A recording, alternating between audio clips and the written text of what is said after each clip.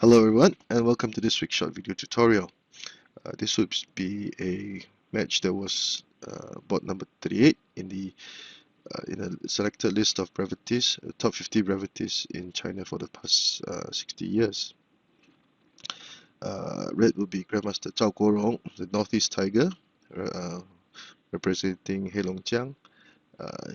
This match was played in 2002 and he played against a young Xiangqi master at that time, Master Hong Zhi. Hong Zhi later would become the national champion in China himself just about 3 years later. And if you like the work that I've been doing, please subscribe to the channel. And without further ado, let us start the board. Grandmaster Zhao Guorong played central cannon, and Grandmaster Hong Zhi countered with the same direction cannons. The foul chariot variation versus the deferred chariot variation. Now, so far so good. All these moves are considered to be orthodox. Now, Red would deliberately sacrifice his pawn to weaken the formation of Black's defense.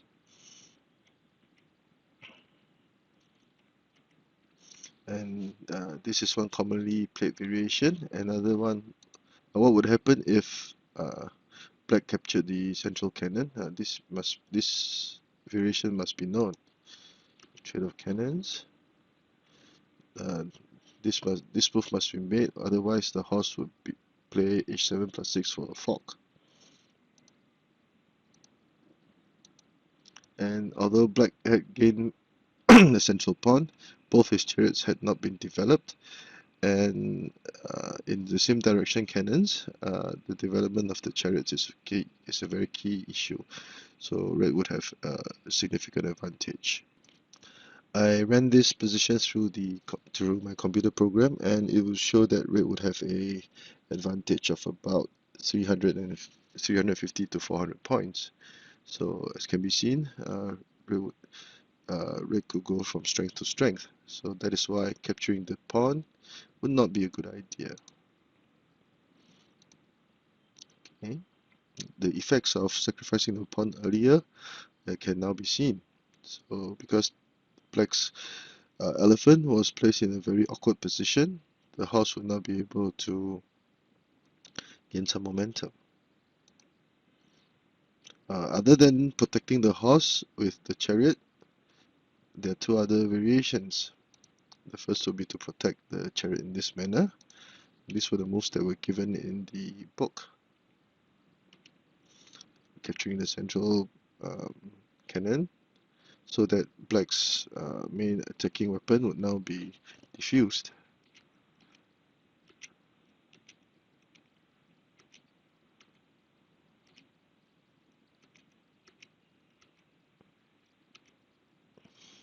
And as can be seen, all of Red's pieces were in the open, and they commanded the major important lines in this variation. Now, Red would have the initiative and have the lead firmly in hand. Again, I ran this position through my computer, and it showed that Red would have an advantage of 350 to 400 points. The depth level of the engine, of the Xiangqi engine, would be about level 25 and above. So Red would have a significant advantage in this situation. So R1 plus 2 would not be a good idea to protect the horse. What about h3 minus 1, just to move the horse to safety? This will result in a cramped position, and there were many variations that were given in the book. So all these variations were moves that were played in actual matches. Now, in the June of 2006, this position was also reached. Master Qiyi, who represented Sichuan, took on Grandmaster Pu Fengbo from Shenyang, and in this position, Grandmaster Pu Fengbo chose to play h7 plus 6 instead of playing the ranked chariot. And as can be seen, check.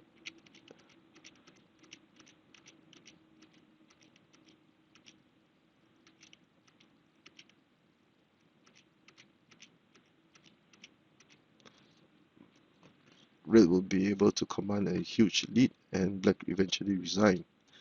So the elbow horse will be prepared, red will be prepared to go for the elbow horse attack. So h7 plus 6 was not a good idea. r9 plus equals to 4 was suggested.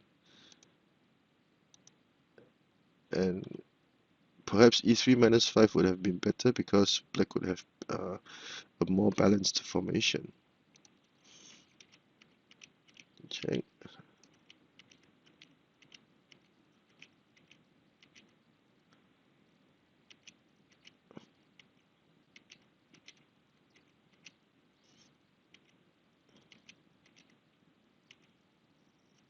And red will now be attacking black's empty left flank, preparing for a very vicious attack. Now this was another match that was played in 2007.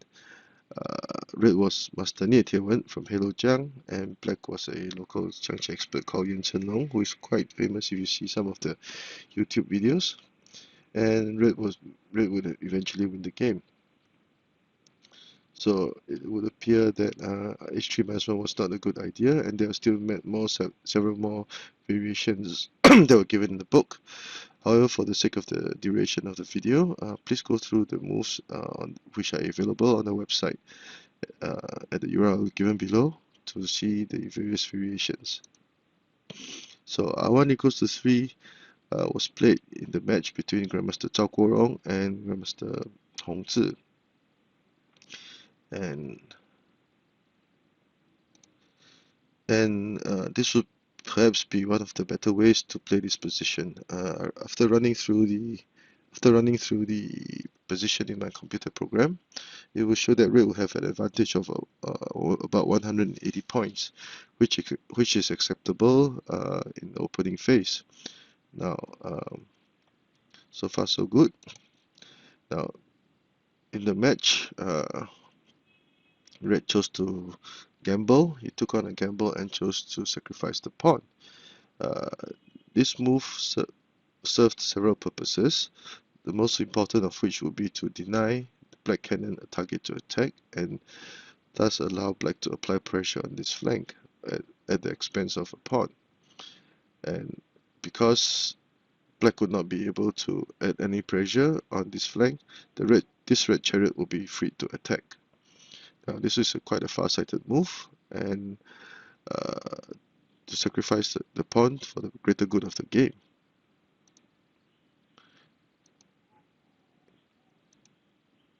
And because black could not play c2 equals 7, he had to retreat the cannon. However, what would happen if black tried to protect the cannon in this manner? These were the moves that were given in the magazine. Trade on material. Check. Threatening the elephant. As can be seen, the awkwardness of the black's formation is now very evident. Threatening to capture the chariot. Threatening to go for a checkmate. Check. Check. And red will be attacking very ferociously. Black will be in all sorts of trouble. Now this match was actually played. Red was Master Li Yaitong, who represented Sichuan at the time. The match was played in 1998. This red was Master Li Yaitong, and black was Xiangqi Master Chen Xingan, who represented Yunnan province. So as can be seen, red would enjoy a significant advantage. Running through this program on my computer, red will enjoy an advantage of about nearly 800 points in terms of nearly 800 points at level 26 and above. So red will go on to win the game in that match. So back to the game. That was why Grandmaster Hong Zhi retreated his cannon. And red chose to attack with r2 plus 6, targeting perhaps black's biggest flaw on the board, the horse on black's 7th file. It would appear that h8 plus 4 would also be viable. Because if h8 plus h8 plus 4 were played, and after capturing, this cannon will be applying a skewer.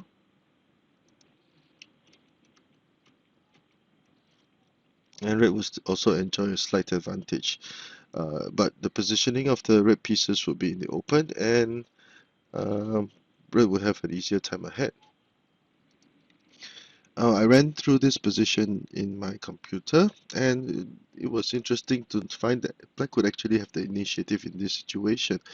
Perhaps it was because of the black pawn here. Uh, if the red cannon captured the black pawn, he will lose control of this file. And if black were able to develop his right chariot and horse, the advantage would now be black's. It was a rather even situation at level 31, sorry. Black would have a slight initiative of minus 49, and black would be able to continue with c2 plus 5 to try to attack, to continue with c2 equals to 3. Now, computer generated several interesting variations, but generally speaking, red would have a slight advantage, but this situation would not be easy to control for either player. Anyways, I8 plus 4 was suggested in the magazine and can be seen as a guide to another option to play this position. Now in the match, R2 plus 6 was played, which was a very aggressive move. It will still be a rather even situation. Okay, red will continue with h7 plus 6. Black will continue with h2 minus 4. Black will continue to charge the horse across the river. And red continued to play c7 equals to 4 to capture the pawn and threaten the chariot. Now this move appears to be very aggressive because black, it would seem that red was attacking a full-out attack, but it would seem it would not be such a good idea according to the computer analysis. After this move was played, black could actually enjoy the initiative of about 300 points. So red will be minus 300, and it would not be a good idea because the red's formation would become very awkward instead. In the match, c7 equals to 1 was also listed in the periodical, whereby red would try to prevent the pawn from advancing while moving his cannon to safety. But black would immediately prepare to charge the pawn forward. And as can be seen, the red cannon would still have applied a lot of pressure on this file, while the horse would now be developed from the other flank. Red would enjoy an advantage of about 150 points in this situation. So perhaps the better move, once the horse was threatening the cannon, the better move would have been c7 plus 1 would have been better for red. However, in the match, c7 plus 4 was played, but unfortunately, black did not capitalize on this mistake. In the match, Grandmaster Hong Zhi made a very serious blunder with c2 equals to 3. Now, the suggested move would be h3 minus 1, whereby black would retreat his horse, threaten to capture the red cannon, which would have nowhere to go. Now, this would lead to a very complicated situation. There were 4 sub-variations that were given in the magazine. The first would be c7 equals to 6, second would be c5 plus 4, third would be r4 plus equals to 5, and third would be c5 equals to 7. Now all these moves were made to try to protect this cannon, which was now red's biggest flaw in the game. So if, let's say, c7 equals to 6 were played, whereby black would try to capture the black horse, sorry. And black would gain material because the red cannon, and horse were placed in a very awkward position. If red tried to be aggressive with c5 plus 4, black would counter with c2 equals to 5, and this was a very threatening move. Red would not dare to play r8 plus 8 because this would be a check and the red chariot would be captured. So if red tried to continue, this horse would now jump back into action, and this would be in effect a fork, because the black horse would now be threatening the red horse and the cannon at the same time. So red would lose material, and after capturing the red horse, the black horse would also be threatening the chariot. So red cannot capture the horse at this point in time. This would force the chariot to move away. Let's say, for example, r4 equals to 2, and red will continue to gain material.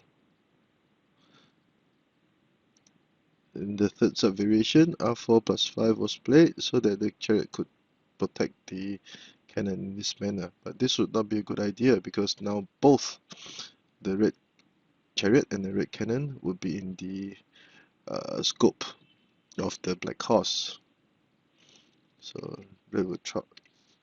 So if this horse moved, red will lose material. So that is why black played r9 equals to 4.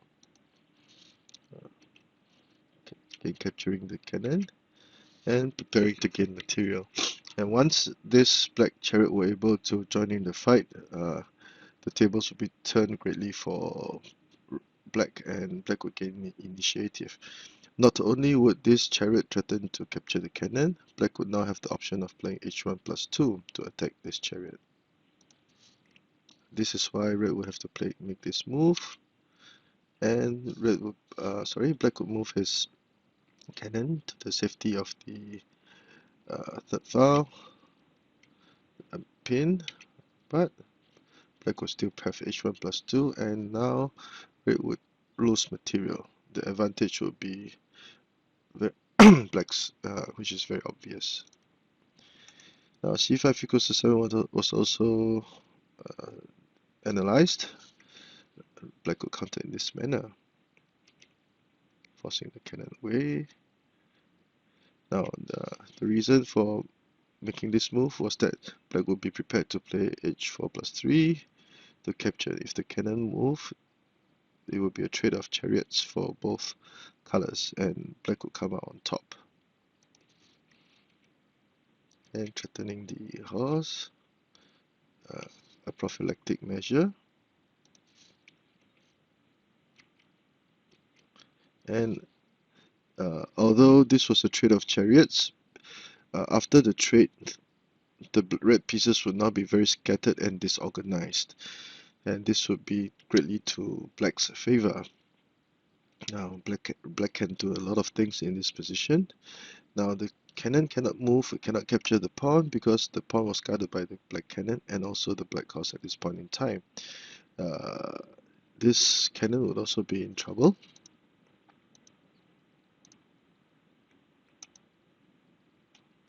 And black would still be able to put up a fight. So at this point in time, red the advantage that red had would have greatly diminished.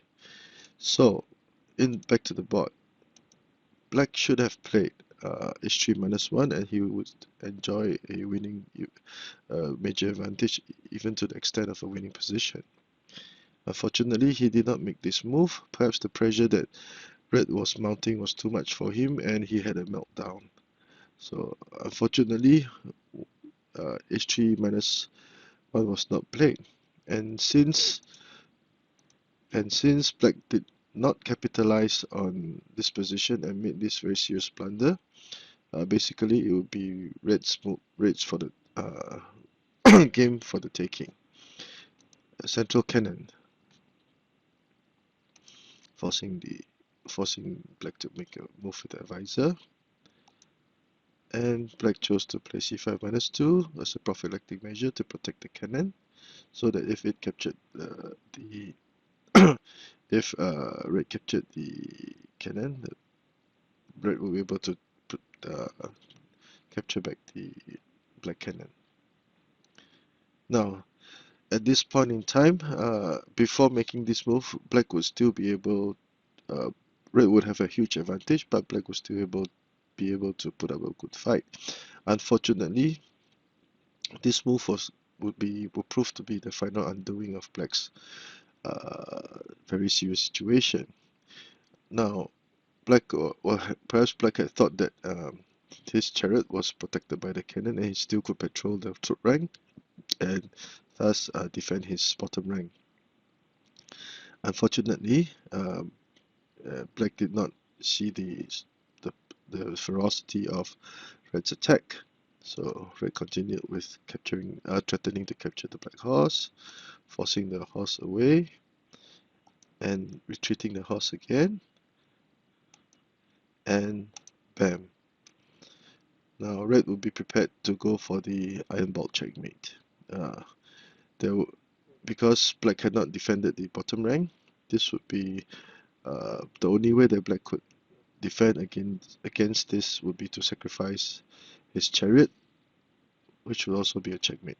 So to prevent the iron bolt checkmate, let's say h3 plus 4 was played, checkmate. Let's say black tried to trade material, and this would not work either because red would simply capture the chariot. If the cannon moved, again this would be a smothered cannon checkmate. So at this point in time, seeing that all was gone, Grandmaster Hong Zhi resigned. Now, this match was very interesting in the sense that in the sense of the way the tempo of the match went. This was I forgot to mention at the beginning of the video. This was a game of rapid chess. So the strategy that Grandmaster Zhao employed was to try to mount as much pressure as possible on black's to attack black, and perhaps the time constraints showed that proved to be beneficial for red, as black blundered towards the end of this game and made several continuous blunders that lost him the game. Now, both players, Grandmaster Hong Zhi and Grandmaster Zhao Guorong, are known for the ferocity of their play. Grandmaster Hong Zhi is especially adept in very complicated positions, whereby he has been known to have demonstrated many brilliant kills that simply materialized out of nowhere. And Grandmaster Zhao Guorong is known as the Northeast Tiger, because he like his sensei Wang Jialiang, the original Northeast Tiger, were well known for their ferocity, their attacks, which happens to also to be one of the trademarks of the northern players. I hope you have enjoyed this short video, and if you like the work that I've been doing, please subscribe to my channel and give this video a thumbs up. Thank you.